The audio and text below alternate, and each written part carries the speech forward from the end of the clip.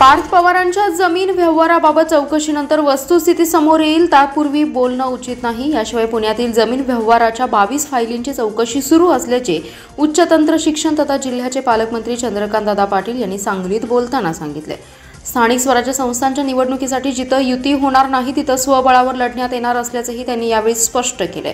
आयर्विनच्या समांतर पुलाच्या लोकार्पण कार्यक्रमानंतर पालकमंत्री पाटील बोलत होते। त्यांना पुण्यात पार्थ पवारांच्या कंपनीने 1800 कोटीची जागा 300 कोटींना खरेदी केली। याबाबत मुख्यमंत्र्यांनी चौकशी केल्यानंतर तहसीलदारांवर कारवाई करण्यात आली। याबाबत विचारले असता ते म्हणाले, मुख्यमंत्री देवेंद्रजी असे नेते आहेत जे उद्या घरातील लोकांनी चुकीचं काम केलं तर त्यांना माफ करणार नाहीत, त्यामुळे घाईघाईने निर्णय घेऊन चालणार नाही। त्याबाबत निकष निघाल्यावर बोलू। आयजीआरचे सहाय्यक यांची समिती नियुक्त झाली आहे। एक नाही 22 वेगवेगळ्या जमिनीच्या व्यवहाराच्या चौकशी करण्यात येत आहेत। आयजीआरच्या चौकशीत स्टॅम्प पेपरवरील खरेदीची माहिती समोर येईल। देवेंद्रजी असे नेते आहेत जे चूक ते चूक आणि बरोबर आहे त्यांच्या पाठीशी ताकदीने उभे राहतात। पालकमंत्री पाटील पुढे म्हणाले, स्थानिक स्वराज्य संस्थांच्या निवडणुका होत आहेत। पहिल्या टप्प्यात नगरपालिका आणि नगरपंचायतींच्या निवडणुका होतील, त्यानंतर जिल्हा परिषद, पंचायत आणि महानगरपालिकांच्या निवडणुका होणार आहेत। महायुतीतील घटक पक्षांनी सोबत घेऊन निवडणुका लढवल्या जातील। जिथं इच्छुकांची संख्या अधिक आहे त्या ठिकाणी कोणत्याही पक्षातील कार्यकर्त्यांना दुखावणं योग्य होणार नाही। राज्यभरात 60 ते 70 ठिकाणी प्रश्न निर्माण होत आहेत। जिथं एकमत होईल तिथं एकत्र लढू, जिथं युती होणार नाही तिथं स्वबळावर लढवण्याबाबतच्या सूचना मुख्यमंत्री फडणवीस यांनी दिल्या असल्याचं त्यांनी सांगितलं। किरकोळ वादातून मैत्रिणीचा गळा आवळून खून केल्याचं सांगत एक तरुण ईश्वरपूर पोलीस ठाण्यात दाखल झाला। त्याच्या या माहितीने पोलीस यंत्रणा हादरून गेली। त्याच्या माहितीनुसार रेस्क्यू पथकाच्या मदतीने पोलिसांनी तातडीने मृतदेह शोधण्यासाठी मोहीम राबवण्यास सुरुवात केली। सायंकाळी उशिरा मिळालेल्या माहितीनुसार त्या मैत्रिणीची दुचाकी ताकारी येथील नदीपात्रात आढळून आली आहे। या घटनेमुळे बोरगाव आणि ईश्वरपूर परिसरात खळबळ उडाली आहे। संशयित तरुण हा ईश्वरपूर पोलिसांच्या ताब्यात आहे। आर्थिक वादातून हे कृत्य केल्याची चर्चा परिसरात सुरू आहे। पीडिता ही वाळवा तालुक्यातील एका परिसरात 2 मुलींसह राहत होती। त्यांचे पती कर्नाटकात मजुरीचं काम करतात। पीडिता खाजगी रुग्णालय, खानावळ सारख्या ठिकाणी काम करून कुटुंबाचा उदरनिर्वाह करत होती। याच कालावधीत बोरगाव येथील संशयित तरुण आणि त्यांचा परिचय झाला। तरुणाची आई आजारी असताना त्यांना उपचारासाठी इस्लामपूर येथील एका खाजगी रुग्णालयात दाखल केलं होतं। तेव्हा या दोघांचा परिचय वाढत गेला आणि मैत्री झाली। यातून काही आर्थिक व्यवहारही झाले होते। त्यातून सातत्याने वाद देखील होत असल्याचं काहींनी सांगितलं। दरम्यान काल सायंकाळी पीडिता त्या तरुणासोबत 5:30 वाजता घरातून बाहेर पडल्या। त्यानंतर त्या परत आल्याच नाहीत। रात्री उशिरापर्यंत आणि आज दुपारपर्यंत त्यांची वाट पाहून कुटुंबियांनी ईश्वरपूर पोलीस ठाण्यात धाव घेतली। दरम्यान पीडितेचा घातपात झाला असण्याची शक्यता काही जणांनी पोलिसांकडे व्यक्त केली। त्यानंतर काही वेळातच संशयित तरुण पोलीस ठाण्यात हजर झाला। त्याने खून केल्याचं सांगताच पोलीस यंत्रणा हादरून गेली। मैत्रिणीचा गळा आवळून खून केला। त्यानंतर तिचा मृतदेह पोत्यात भरून कृष्णेत फेकून दिला। त्यानंतर दुचाकीही फेकल्याचा दावा त्याने केला। पोलिसांनी तात्काळ शोध मोहीम राबवण्यास सुरुवात केली। या घटनेमुळे बोरगाव आणि ईश्वरपूर परिसरात खळबळ उडाली आहे। महापालिकेच्या फंडातून उभारण्यात येणाऱ्या पुण्यश्लोक अहिल्यादेवी होळकर चौकातील अहिल्यादेवी होळकर यांचा 21 फूट उंच आणि 450 टन वजनाचा भव्य पुतळा आज सांगलीत दाखल झाला। याचं जल्लोषी स्वागत करण्यात आले। महानगरपालिकेच्या वतीने तब्बल 125 रुपयांच्या खर्चातून अहिल्यादेवी होळकर चौकाचं सुशोभीकरण करण्यात येते। या माध्यमातून चौकात अहिल्यादेवी होळकर यांचा 21 फुटी उंच पुतळा उभारण्यात येणार आहे। हा पुतळा आज सांगलीत दाखल झालाय। विशेष क्रेनच्या सहाय्याने हा पुतळा अहिल्यानगर ते मिरज रोड मार्गे लक्ष्मीनगर जुना कुपवाड मार्गे नेण्यात आला।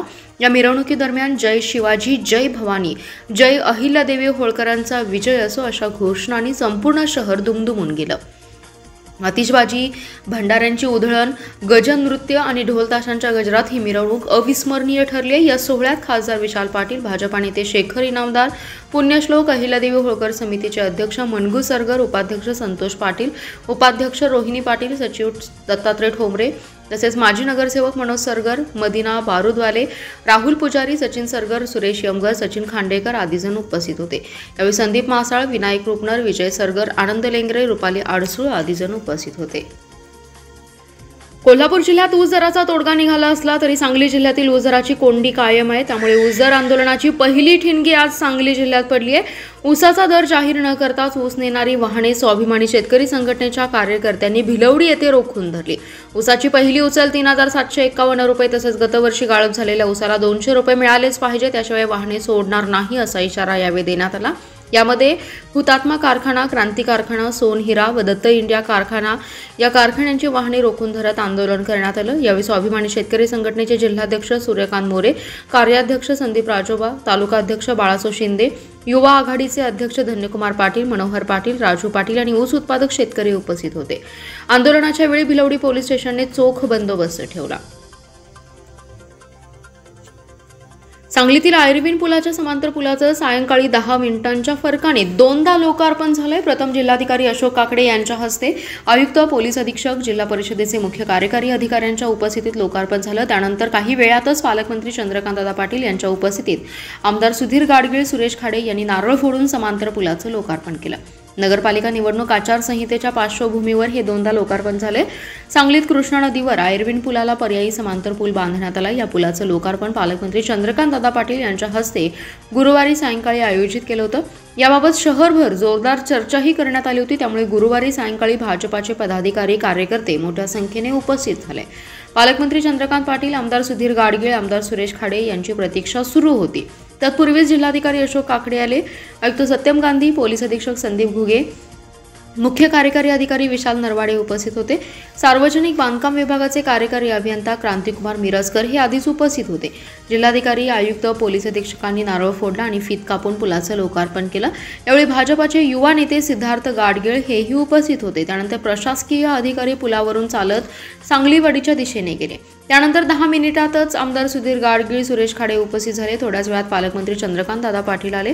त्यानंतर गाडगीळ आणि खाडे यांच्या हस्ते नारळ फोडून समांतर पुलाचं लोकार्पण झालं। समांतर पुलाचं लोकार्पण 10 मिनिटाच्या फरकाने दोनदा झाले। त्याची चर्चा सुरू होती।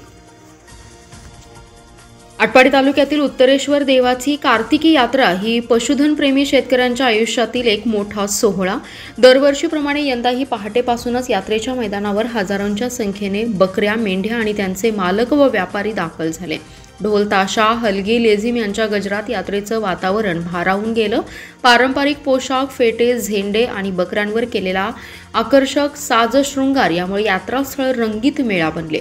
ही यात्रा केवळ आटपाडी तालुक्यापुरती मर्यादित नसून सांगली, कोल्हापूर, सातारा, रत्नागिरी, सिंधुदुर्ग तसेच कर्नाटक आणि आंध्र प्रदेश या राज्यातील शेतकरी आणि व्यापारी मोठ्या प्रमाणात सहभागी झालेत। यात्रेचा व्यापारी पैलूही तितकाच प्रभावी असून येथे लाखो रुपयांच्या शेळ्या मेंढ्यांच्या खरेदी विक्रीचे व्यवहार होतात।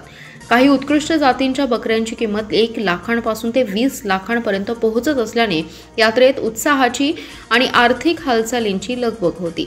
यावर्षीच्या यात्रेत उत्कृष्ट हिंद केसरी बकऱ्याला बुलेट मोटरसायकल आणि उत्कृष्ट 21 मेंढ्यांच्या काळाला दुचाकी अशी आकर्षक बक्षिसे जाहीर करण्यात आली। त्यामुळे शेतकरी आपापल्या पशुधनाचा साजशृंगार, पोषण आणि काळजी घेऊन स्पर्धेत सहभागी होत आहेत। ग्रामीण भागातील पशुधन संवर्धनाच्या परंपरेला चालना देणारी ही स्पर्धा शेतकऱ्यांच्या मेहनतीचं प्रतीक बनली आहे। अनेकांसाठी ही यात्रा श्रद्धेचा, व्यवसायाचा आणि परंपरेचा संगम आहे। उत्तरेश्वर देवाच्या कृपेने समृद्धी आणि समाधान लाभावे या भावनेने प्रत्येक शेतकरी आपल्या पशुधनासह यात्रेत सहभागी होतो। ही यात्रा म्हणजे ग्रामीण समाजाची ओळख, मेहनती शेतकऱ्याच्या संस्कृतीचा उत्सव आणि देवभक्तीचा सोहळा असं ग्रामस्थ सांगतात। आटपाडीच्या या पारंपरिक यात्रेत पुन्हा एकदा परंपरेचा जल्लोष, श्रद्धेची लाट आणि पशुधन प्रेमाचा वारसा नांदताना दिसतोय। जत शहरासह संपूर्ण तालुक्यात त्रिपुरारी पौर्णिमा मोठ्या भक्तिभावाने आणि उत्साहात साजरी करण्यात आली आहे। जत शहरातील तसेच परिसरातील मंदिरे हजारो दिव्यांच्या प्रकाशात उजळून निघाली होती। बुधवारी त्रिपुरारी पौर्णिमेनिमित्त जतनगरची ग्रामदेवता यल्लमा देवी मंदिरात पुजारी स्वप्नील कोळी आणि सुभाष कोळी यांनी विधिवत अभिषेक आणि पूजा केली। डोंगर निवासिनी अंबाबाई मंदिरात पुरोहित अनिल देशपांडे यांनी देवीस अभ्यंग स्नान घालून पूजा अर्चा केली। यावेळी ब्राह्मणपुरीतील प्राचीन श्री बंकेश्वर मंदिर, श्री गणेश, श्री कार्तिकेय स्वामी, श्री विठ्ठल रुक्मिणी मंदिर यांसह अनेक धार्मिक स्थळांवर भक्तांनी मोठ्या श्रद्धेनं दर्शन घेतलं। जत बेळूर मार्गावरील श्री दत्त गगनगिरी आश्रम, जत रामपूर मार्गावरील श्री स्वामी समर्थ मंदिर, बनाळी येथील श्री बनशंकरी देवी, गुड्डापूर येथील श्री दानम्मा देवी, अचकनहळ्ळीतील श्री बिस्ल सिद्धेश्वर व मुचंडी येथील श्री दरेश्वर मंदिर येथेही मंदिर प्रशासन आणि भक्तांच्या उपस्थितीत त्रिपुरारी पौर्णिमेनिमित्त हजारो दिव्यांच्या झगमगाटात त्रिपुरारी पौर्णिमा साजरी करण्यात आली। स्फूर्ती चौक ते आलदर चौक रस्ता रुंदीकरणाला अडथळा ठरत असलेल्या विद्युत वाहिनी आणि ट्रान्सपोर्टसाठी आमदार सुधीर गाडगीळ यांनी निधी उपलब्ध करून दिलाय। त्याच्या भूमिपूजनाचा कार्यक्रम पार पडला, त्यामुळे आता लवकरच रस्ता रुंदीकरणाचं काम गतीने सुरू होईल असा विश्वास आमदार गाडगीळ यांनी व्यक्त केलाय। यावेळी महावितरणाच्या संचालिका नीता खेळकर, महावितरणाचे मुख्य अभियंता स्वप्नील काटकर, माजी नगरसेवक विनायक सिंहासने, माजी नगरसेविका सविता बंदने, उर्मिलाताई बेलवलकर, राजेंद्र कुंभार, संजय कुलकर्णी आदी जण उपस्थित होते। स्फूर्ती चौक ते आलदर चौक रस्ता रुंदीकरणाचा प्रश्न गेल्या काही वर्षांपासून प्रलंबित होता। रस्त्यावरील विद्युत वाहिनी आणि ट्रान्सपोर्ट स्थलांतरणासाठी या रस्त्याचं काम प्रलंबित होतं। यासाठी संचालिका नीता खेळकर यांनी सातत्याने आवाज उठवला। या रस्त्याबाबत स्थानिक नागरिकांसह नागरिक जागृती मंचाचे सतीश साखळकर यांनी आंदोलनाचा इशारा दिला। त्यानंतर आमदार गाडगीळ यांनी स्वतः यामध्ये लक्ष घातलं। महावितरणासाठी निधीची कमतरता होती, ती जिल्हा नियोजन समितीतून उपलब्ध केली। या निधीतून महावितरणाच्या उच्चदाब आणि लघुदाब वाहिनी, RMU आणि रोहित्र केंद्र स्थलांतर करण्यासाठी 99,82,000 आणि वेश्रामबागमधील महादेव मंदिराचे विजयनगर उपकेंद्राच्या महावितरणाच्या दुहेरी 33 kV म्हैसाळ व 33 kV माधवनगर वाहिनीचं स्थलांतर करण्यासाठी 87,53,000 इतका निधी मंजूर करण्यात आला। त्याच्या कामाचा भूमिपूजन आमदारांच्या हस्ते झालं। जिल्ह्यातील अतिवृष्टीग्रस्त शेतकऱ्यांसाठी मदत म्हणून मंजूर झालेले पैसे थेट शेतकऱ्यांच्या खात्यात जमा करावेत। जुन्या कोणत्याही कर्ज वसुलीसाठी किंवा थकीत बाकीसाठी हे पैसे कापून घेऊ नयेत अशी मागणी खासदार संजय काका पाटील यांनी केली आहे। सध्या शेतकरी प्रचंड अडचणीत असून त्यांची आणखी परीक्षा पाहू नका असं आवाहन केले।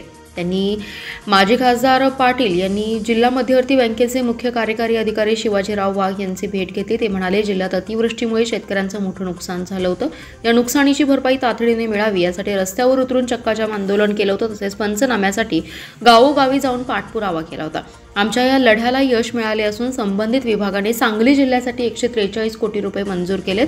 या मदतीचे पैसे जिल्हा मध्यवर्ती बँकेत जमा होण्यास सुरुवात झाली। मात्र दुसऱ्या बाजूला बँकांनी शेतकऱ्यांचे हे मदतीचे पैसे त्यांना न देता त्यांच्या इतर थकीत बाकीसाठी जमा करून घ्यायला सुरुवात केली असल्याच्या तक्रारी येत आहेत। याला शेतकरी आणि आमचा विरोध असून कोणत्याही परिस्थितीत शेतकऱ्यांच्या मदतीच्या पैशांची कटिंग न करण्याची मागणी पाटील यांनी केली। सध्या शेतकऱ्यांच्यावर आसमानी संकट कोसळले। एकेका शेतकऱ्याचे लाखो रुपयांचे नुकसान झाले। शासनाची ही नुकसान भरपाई शेतकऱ्यांना ते देऊ शकत नाही, त्यांना फक्त ती मदत केलेली आहे। त्यांनी ही जर बँकांनी अशा पद्धतीने पैशांची वसुली चालू केली तर शेतकऱ्यांची परिस्थिती अजून वाईट होईल। कोणत्याही परिस्थितीत शेतकऱ्यांचे आलेले मदतीचे पैसे त्यांना मिळालेच पाहिजेत अशी आमची भूमिका आहे।